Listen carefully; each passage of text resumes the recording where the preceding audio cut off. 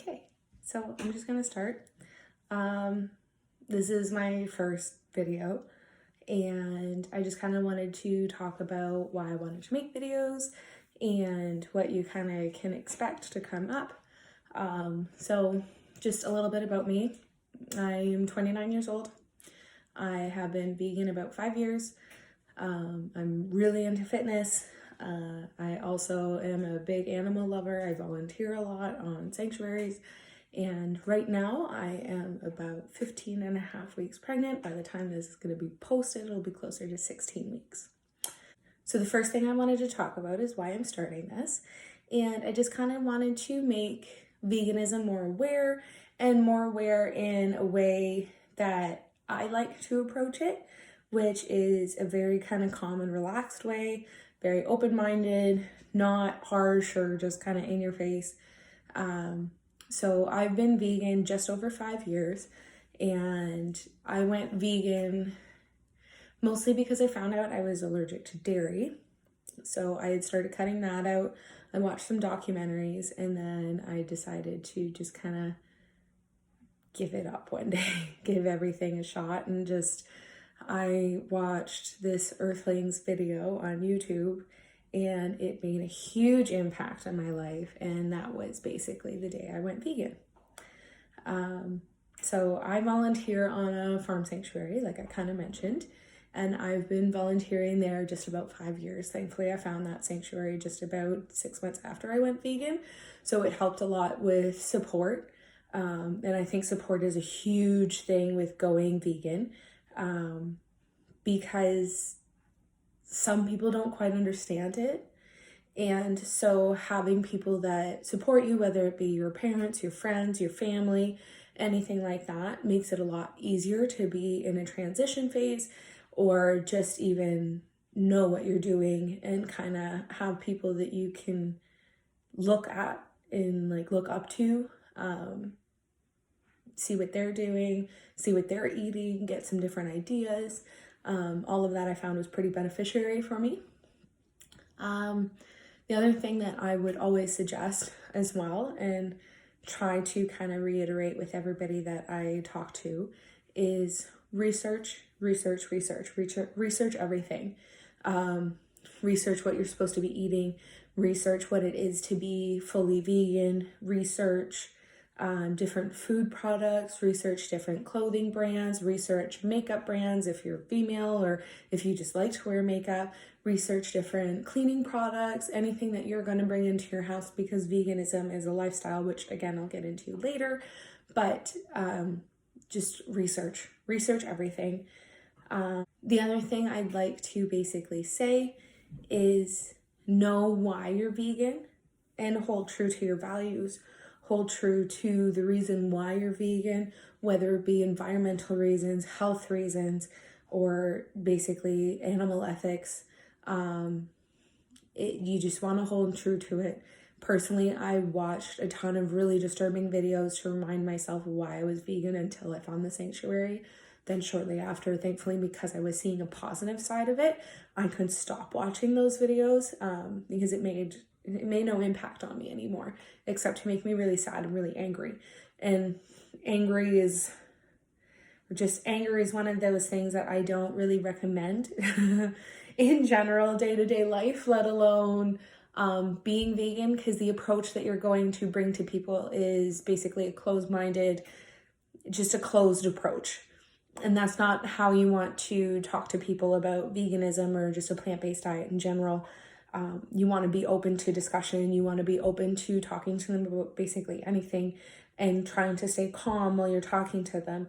And one thing I found for myself for staying calm was making sure that I wasn't watching these videos anymore, because they would just irritate me and aggravate me so much that I couldn't stay calm anymore, because you're constantly seeing all of the ethical reasons, all of the environmental reasons, all of the impact of animal agriculture on the world and on animals, and to try to talk to people in a open-minded approach while they're eating and justifying their animal consumption is extremely difficult. So one thing I'd recommend is just hold true to your values, but at the same time, try to remember that not everybody was vegan to begin with. Not everybody was born vegan. Everybody has their own journey, and that's one thing to constantly remind yourself is everybody has their own journey. It might not be today, it might not be tomorrow. Somebody that says they'll never turn vegan might go vegan in 2 years. So just being that open person that they can come and talk to and not turn them down or give them crap because you don't like what they're doing or what they're eating and you're going to be that aggravating person in their life, they're not going to come and talk to you anymore. So to kind of touch on farm sanctuaries, which I'll get into more because I'll try to do some videos while I'm there, and it's a lot of fun. I volunteer at a farm sanctuary called Cedar Row, and it is in Ontario, just outside of Stratford, St. Mary's area. They are the oldest farm sanctuary in Ontario as well, so they've been doing what they do for just over 20 years, and it's phenomenal. I found them at my first Veg Fest that I went to, and I haven't looked back since. I went one visit and just fell in love with all of the animals and just the positivity from the people, the open-mindedness from the people. And it's a great way to also get some support because you're working with like-minded people, you're working with animals all the time, and you're just seeing the positive impact of what veganism and sanctuaries and animal activism can be, rather than the negative impacts of being aggressive. Or personally, I don't do the vigils. I'm not putting vigils down, but for me, I know they would put a negative impact on my life. So I just try not to. I support the positive side of seeing these animals come in such horrible conditions, but also seeing loving people treat them with respect and like an animal and try to get them back to a position where they actually can go back out into the wild, or not wild, but can be treated properly or can be rehomed. Seeing chickens come in from battery hens and coming in horrible conditions where they have no feathers or their beaks are cut so short, or they have a prolapse, which is essentially everything's kind of coming out the rear end all at once, and it's like a weak pelvic floor, but for chickens. And it's saddening. It's saddening. It's not for the faint of heart, but it also, again, reminds you why you're vegan, why you're doing what you're doing, and seeing one of those chickens beside a chicken that we got a year ago that is full of feathers and full of life and has no fear is just heartwarming. So that's partly why I do what I do. And honestly, the animals they're a great reminder of why you're vegan, especially if you're doing it for ethical reasons. On this particular farm sanctuary, we have 2 cows, probably about 17 pigs right now. It constantly changes on the pigs that we're fostering or just have in our care or that are older. We have goats, we have pygmy goats. Sorry, excuse my dog. We have chickens and geese and just a little bit of everything. And it's just a wonderful place to be and kind of get away from. It's like a little retreat for us. And I would recommend doing is, if you are looking into going plant-based, or if you do really like animals, I would look into supporting a sanctuary like Cedar Row, or you can look up Cedar Row online and you can actually support an animal. You basically send them a certain amount of money, and that money goes to feeding them, housing them, making sure they have proper clean bedding. We have like a bed and breakfast program that we kind of do every year or twice a year for our open houses. So we raise so much money, and then that basically goes straight into the food and the bedding, so like the straw and the hay for them. And that's essentially what we do. So you can always look into sponsoring an animal. Look into Cedar Row. It is cedarrowfarmsanctuary.org, and it is a beautiful place to be.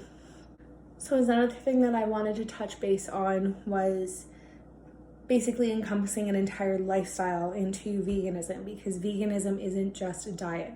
If you're doing it just for diet reasons, you are technically plant-based.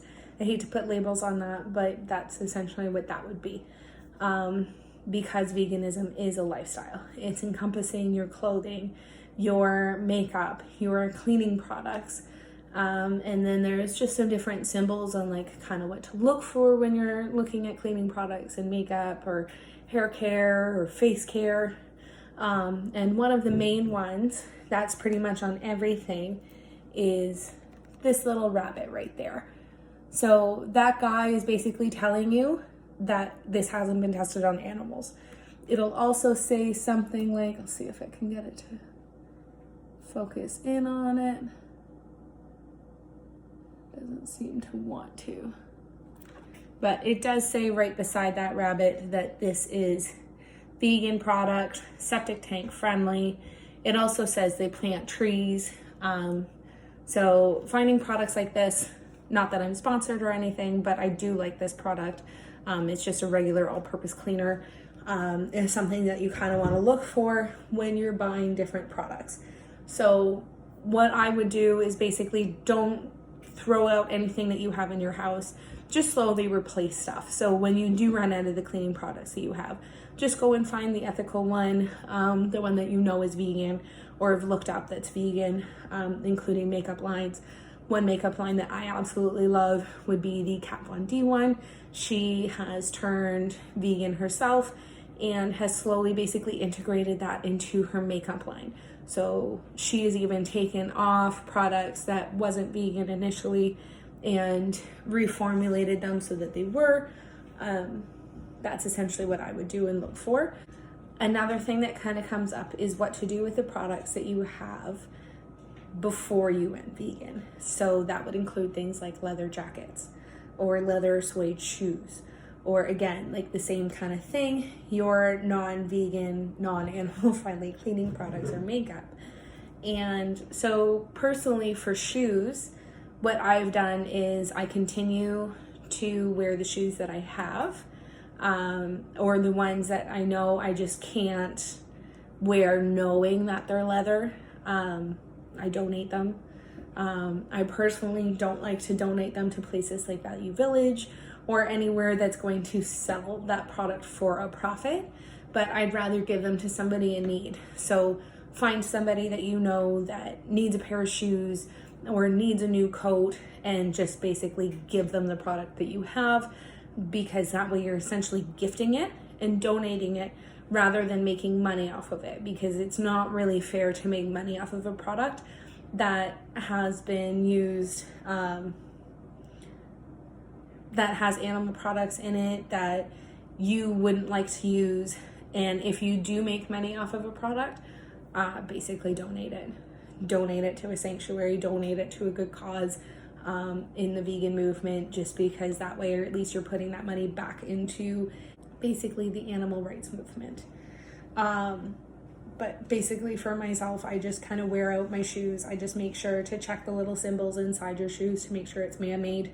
I purposely try not to buy shoes anymore that aren't leather or suede. Again, sometimes mistakes happen, and to realize that mistakes happen and that we're not perfect is part of veganism, and it's part of the definition of causing the least amount of harm as is practicable. So sometimes I've accidentally bought a pair of suede shoes because I got so excited that they matched the dress that I had, and what I did was I returned them or I donated them like I suggested, and then took that money and went and donated it back to a sanctuary. Okay, so another thing I kind of wanted to touch base on today, and why I want to get started in these videos, is I do want to start talking about nutrition more, as I am finishing up school to be a certified holistic nutritionist. So I basically just kind of want to pay that forward and kind of give back in all of the information and nutrition knowledge that I've learned over this time, including all of the supplements. I work in a health food store right now, so I deal with a lot of supplements daily. I learn from a lot of reps on kind of what the supplements do, which supplements would be vegan, which supplements aren't, kind of how everything works a little bit. So I just wanted to touch base about that a little bit today. I'll be making more videos about that later. Also videos basically based just on nutrition for veganism, nutrition for a vegan pregnancy or vegan toddlers or vegan infants, and kind of how to kind of go about that, supplements for all of the above, and just kind of what to do, why you're doing what you're doing, and what to look for. So one of the basics for me is whole food everything.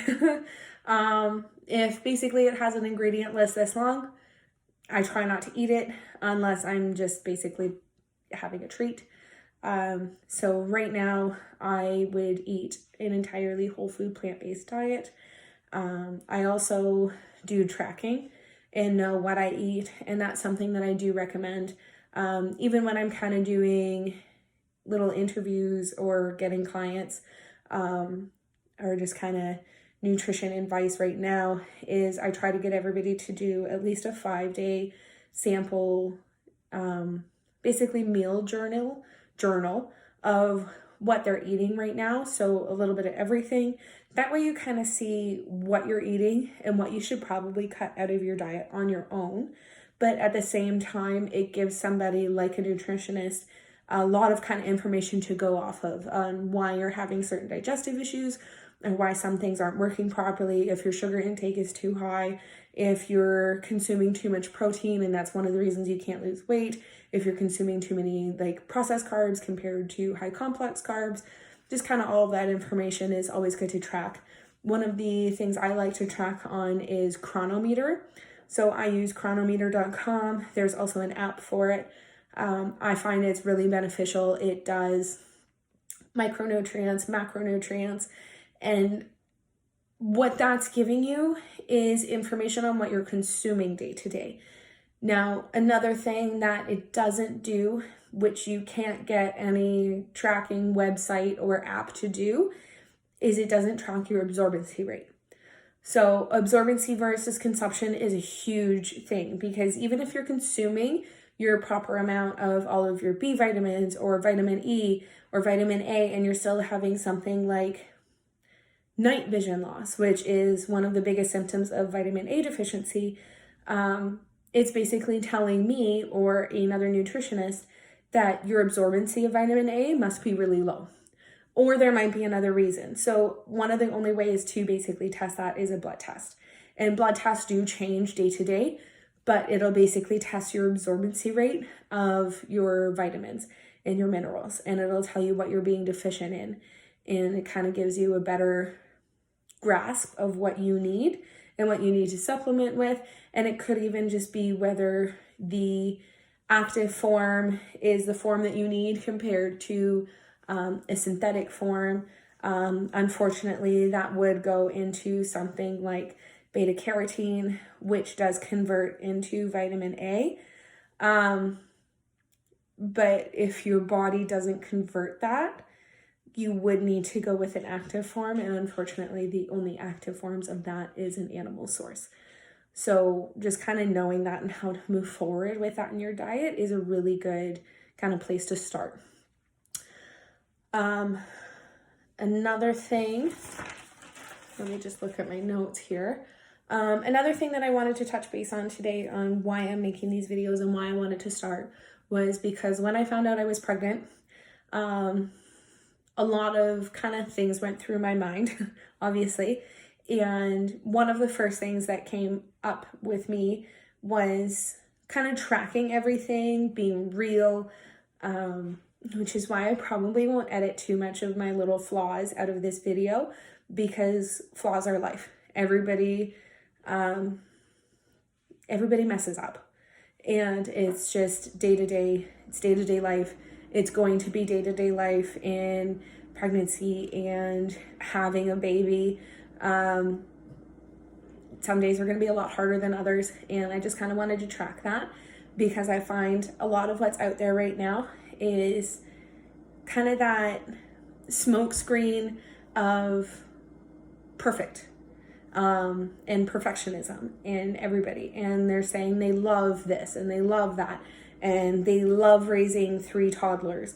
And I get that you can love that 90% of the time, but I'm telling you, being around people with toddlers and that have families, they don't love every moment of it. And that's something that I want to capture and I want to put out there.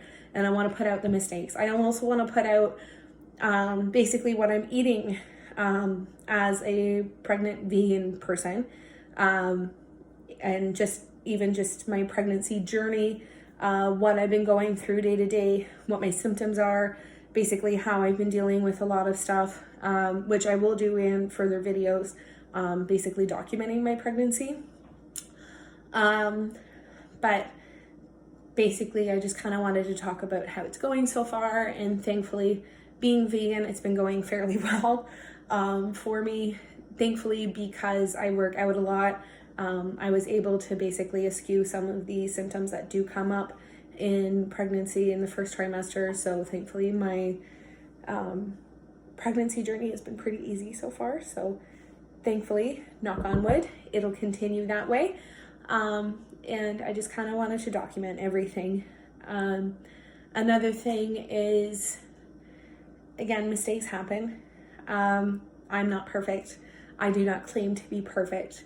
I do try to continue to be vegan through my pregnancy, but something that's happened that I do want to put out full disclosure on is I recently got a cold, and as anybody that is pregnant or has been pregnant and has gotten sick during that time, they will know it sucks. It sucks a lot, because there's a whole plethora of things that you cannot have and you cannot do because it could cause harm to the baby or yourself. So it was really difficult trying to look for different alternatives that I could take to help kind of progress through my cold and make things a lot easier. And the one thing that I can say is I have not remained truly 100% vegan. I gave in to consuming small amounts of honey while I was sick. I would have lemon, honey, ginger, turmeric teas. The main reason I decided to consume honey was... Schroeder, what are you doing? Sorry, my dog's being weird.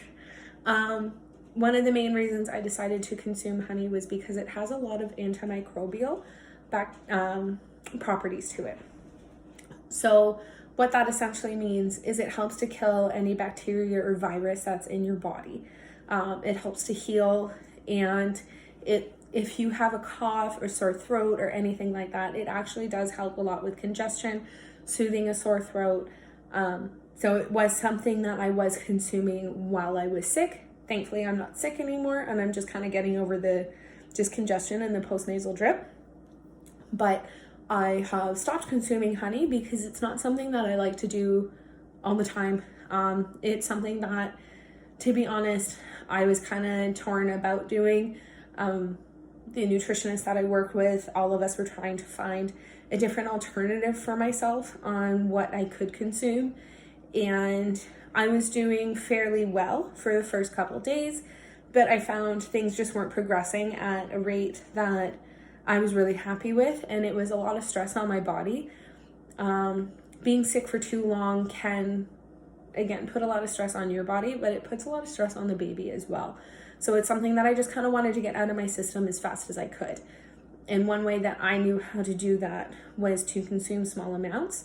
Now, what I did do was I tried to find the most ethical honey that I could. So thankfully, working at a health food store, I deal with a lot of, like I said, the reps of these companies. So we had one guy come in to deliver our honey for the store, and he was actually the bee creeper. So he was talking about the bees that they have and what they do, and the fact that they don't kill them every year, which is what most of the honey manufacturers do that you would find in like a big grocery store like Zayre's or Sobeys. So automatically that was kind of the one that I kind of was drawn to, was this specific brand of honey, because I know it's local. I know they don't treat their bees very poorly. Honey isn't actually food for the bees. The bee pollen is, and the royal jelly is. The royal jelly will actually affect the queen, and the bee pollen is actually basically their food. So I didn't go down that route, but I just basically bought a small bottle of honey for myself. It did help. It's just some things that you have to do. I'm not happy about it, but thankfully it's done. And it's not something that I do all the time. That's the first time I've consumed honey while being vegan. And it's mostly just because I wanted to be done with my cold. I know I could have not consumed it, but I also know that my cold probably would have lasted at least probably 4 to 5 days longer. And that's just not something that I wanted. It's not something that's good for the baby. It's not something that's good for a pregnant mom, especially if you're kind of in my shoes and want to get back into your fitness routine, which I stopped while I was sick because you don't want to put extra stress on your body. So that was just something that I went through, and I just wanted to kind of give full disclosure that, again, I'm not perfect, which is why I'm making these videos. So that was just something that I did. But for the remainder, I have stayed vegan. All of my supplements during pregnancy have been vegan. I do take a DHA supplement, which is totally like algae based. I take iron supplement every once in a while, not all the time. And I did find a really good whole food vegan prenatal that I take every day. Everything else that I have done has stayed completely vegan. Even the products that I was taking while I was sick were completely vegan. There were some other options that had some lactose in it or anything like that, but I stayed away from those just because I have a dairy allergy and that's just not something that I wanted to do. Whereas honey isn't, it's a byproduct, but it was something that I personally was okay with consuming while I was sick. It's, again, not something that I'm going to consume all the time. It's not something that I'm probably going to consume ever again. I'll probably gift it to one of the other nutritionists because I know they do consume honey. So that way it's just being used rather than being thrown out or wasted or anything like that. But veganism has its hiccups. Pregnancy has its hiccups. And I just wanted to be basically full disclosure with everybody on what I have done. And moving forward, obviously, I will try to be doing everything as vegan as I can. It's a learning curve for everybody. I mean, 5 years in and I'm still learning and still learning what products I can and can't have.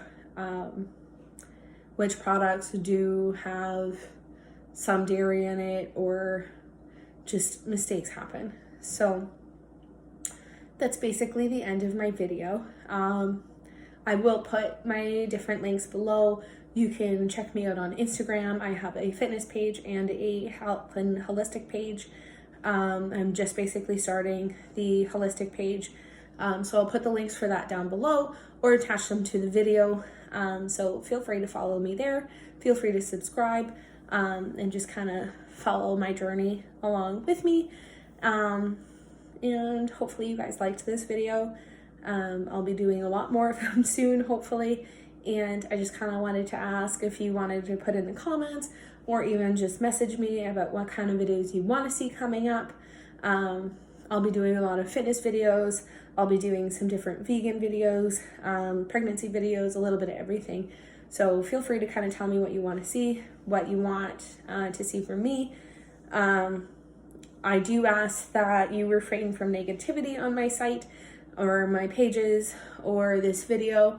I do realize it's going to happen regardless being on social media, but if you can refrain from that, that would be beautiful, as I try to refrain from as much negativity as possible. So thank you, love you all, and hopefully we'll see me in the next video.